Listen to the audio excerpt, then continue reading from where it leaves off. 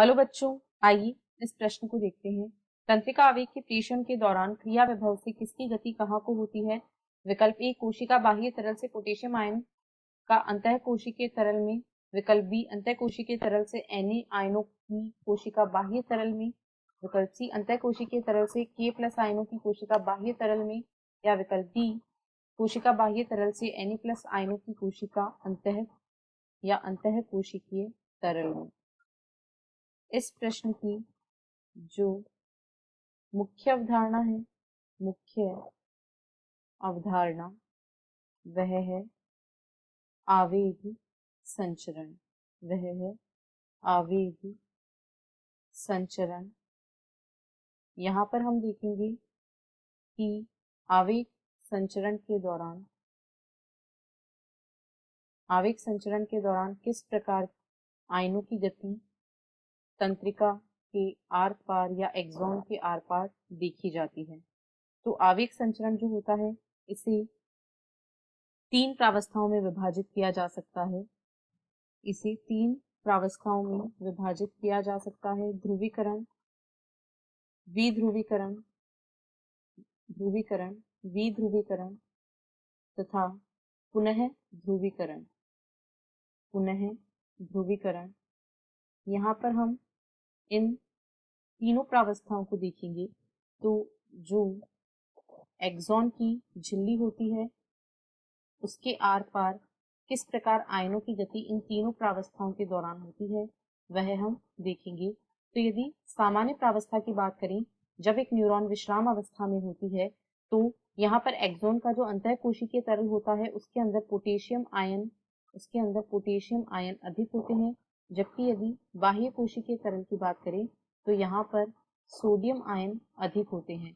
यहाँ पर sodium ion बाहर अधिक होते हैं, बावजूद इसके जो सोडियम आयन होते हैं इन्हें अंतः कोशिकीय तरल से बाह्य कोशिकीय तरल में पंप किया जाता है और 2 पोटेशियम आयनों को बदले में बाह्य कोशिकीय तरल से अंतः कोशिकीय तरल में पंप किया जाता है।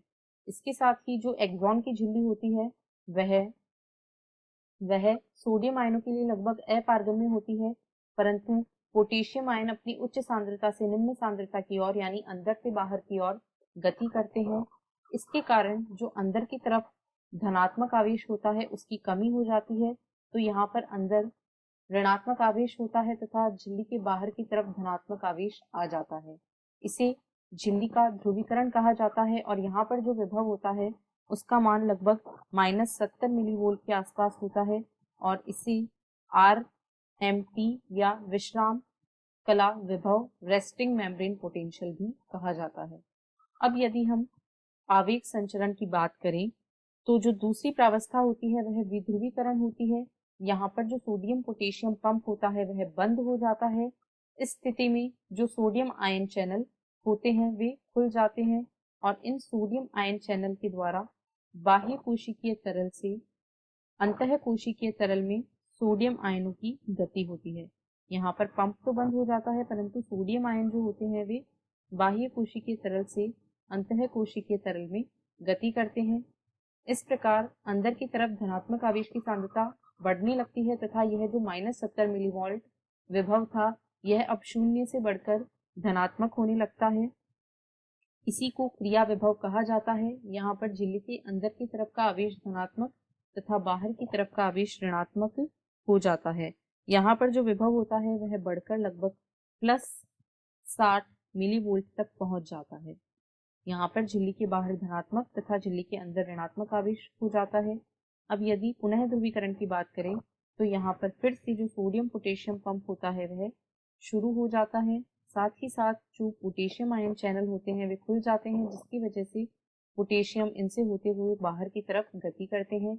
यहाँ पर झिल्ली फिर से सोडियम आयन के लिए अपारगम्य हो जाती है और फिर से बाहर की तरफ धनात्मक तथा अंदर की तरफ ऋणात्मक आवेश आ जाता है और झिल्ली का जो विभव होता है वह फिर से माइनस या ऋणात्मक हो जाता है और यह -70 से -80 मिलीवोल्ट तक पहुंच जाता है। इसे पुनः ध्रुवीकरण कहा जाता है। तो यदि यहाँ पर हम विध्रुवीकरण की बात करें तो यहाँ पर जो कला विभव होता है उसे ही क्रिया विभव या एक्शन पोटेंशियल कहा जाता है और इसके दौरान जो कोशिका बाह्य तरल होता है उससे सोडियम आयनों की गति कोशिका के अंतःकोशिकीय तरल में होती है। यहाँ पर अंतःकोशिकीय तरल में सोडियम आयन गति करते हैं। तो यदि विकल्पों को देखें तो इसके अनुसार विकल्प डी इस प्रश्न का सही उत्तर है, क्योंकि बाह्य तरल से पोटेशियम आयन अंतःकोशिकीय तरल में गति नहीं करते हैं, ना ही अंतःकोशिकीय तरल से सोडियम आयन बाहर की ओर गति करते हैं, और ना ही अंतःकोशिकीय तरल से पोटेशियम आयनों की गति बाह्य कोशिकीय तरल में होती है। आशा है आपको प्रश्न समझ आया होगा। धन्यवाद।